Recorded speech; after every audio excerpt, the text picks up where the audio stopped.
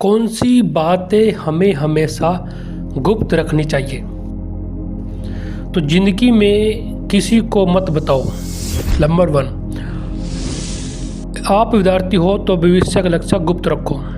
Number 2, आप कहीं जा रहे हो, गंतव्य गुप्त रखो। जहाँ तक कि बेटा बेटी की परीक्षा का केंद्र शहर गांव से दूर हो तो मत बताओ। नंबर 3, अपनी सैलरी किसी से ना बताओ, इसे हमेशा गुप्त रखो। नंबर 4, आपकी नौकरी खुफिया ब्यूरो में हो तो इसे गुप्त रखो। नंबर 5, कहीं पर नौकरी का इंटरव्यू देना है तो इस बात को पड़ोसी और दोस्तों से गुप्त रखो। चयनित हो जाने पर भी तब तक ना बताओ जब तक ज्वाइन ना कर लो। नंबर 6, आपकी शादी होनी हो तो ससुराल का पता शादी तक गुप्त रखो, यानी कि किसी को मत बताओ। नंबर 7, घर में कहीं से धन की प्राप्ति हुई हो तो गुप्त रखो।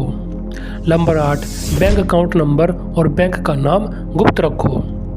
नंबर 9, संपत्ति का बंटवारा हो रहा हो तो बात पुरुषों के मध्य ही रहनी चाहिए। यहाँ तक कि बहू को इस मामले से खुद को दूर रखना चाहिए, यानी जेठानी देवरानी का इससे कोई लेना देना नहीं होना चाहिए। नंबर 10, बहन बेटी का रिश्ता तय किया हो तो रिश्ते की बात शादी होने तक गुप्त रखो। लड़की दिखाते वक्त पड़ोसन को मत बताओ। अचानक आप भी जाए तो उसे बहाने से लौटा दो। नंबर 11, किसी गलती से बहन बेटी को गर्भ ठहर जाने पर उनका किराया हो तो इस बात को गुप्त रखो। नंबर 12, बहन बेटी का कोई प्रेम प्रसंग खुल गया हो तो इसे गुप्त रखो। नंबर 13, पति पत्नी का आपसी प्रेम संबंधी बातचीत या आपसी मनमुटाव की बात को हमेशा गुप्त रखो। नंबर 14, बेटा बिगड़ जाए या व्यस्त ही शराब जुआ खेलने लग जाए तो गुप्त रखो। 15, बेटा विदेश पढ़ने गया हो तो विदेश का सही नाम और उसका पता गुप्त रखो, दुश्मन विदेश तक पीछा करते हैं। नंबर 16, प्रॉपर्टी के पेपर्स गुप्त रखो।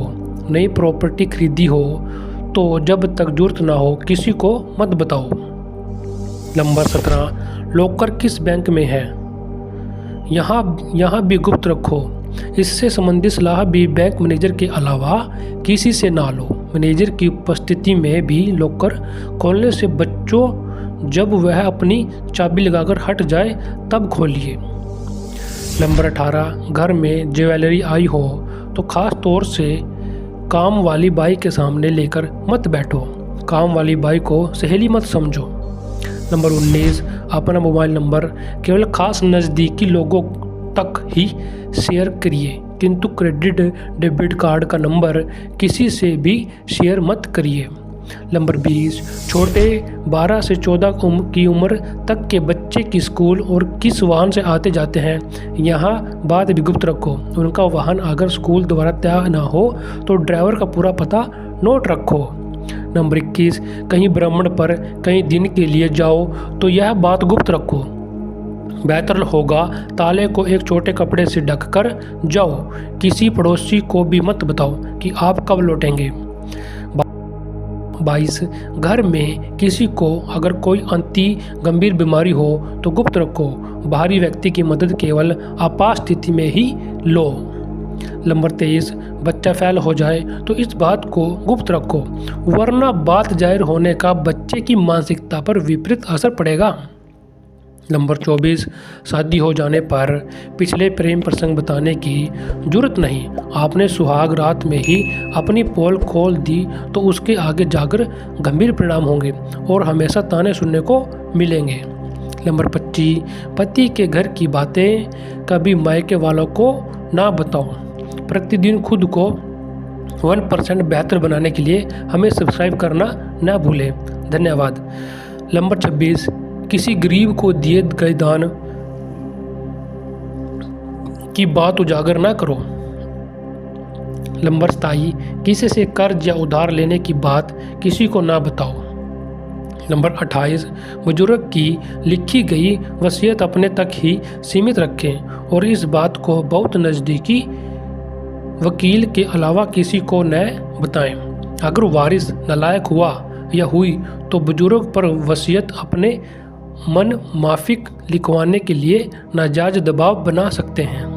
नंबर 29, कई बार नज़दीकी रिश्तेदार से किसी का कोई अवैध संबंध बन जाए या नज़दीकी रिश्तेदार बहनोई विशेष रूप से कोई अनैतिक कार्य कर बैठे तो रिश्तेदार से जो भी करना हो करिए, मगर यह बात घर परिवार से बाहर नहीं जानी चाहिए।